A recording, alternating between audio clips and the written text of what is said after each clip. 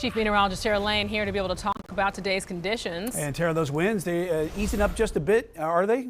Yes, they are relaxing a little bit here, but here's the thing. That's only briefly tonight because they're going to kick right back up, similar to what we felt outside today, that wind blowing around and these gusts anywhere from 20 to around 30 miles per hour. They're going to kick back up to that range tomorrow afternoon, and even higher wind gusts expected by the middle of the week on Wednesday because we have a disturbance coming in tomorrow. We have a front coming in, pretty strong one, into Wednesday afternoon and evening. So the wind will still be an issue. Again, the wind speeds at last check, these are sustained wind speeds, generally coming out of the south. Of course, that's that warmer flow that helped to push temperatures in the high 60s and low 70s today.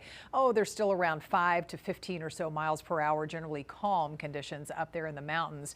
And again, they'll generally be on the light side through the rest of the overnight, early tomorrow morning. But notice how those numbers continue to increase tomorrow afternoon, after lunchtime, especially back in the 20 to 30 mile per hour zone. They'll settle only a little bit, but really not much. It will still be breezy into tomorrow night. And notice how those future wind gust speeds are even higher, close to 40 miles per hour. That's what I was talking about for Wednesday. Now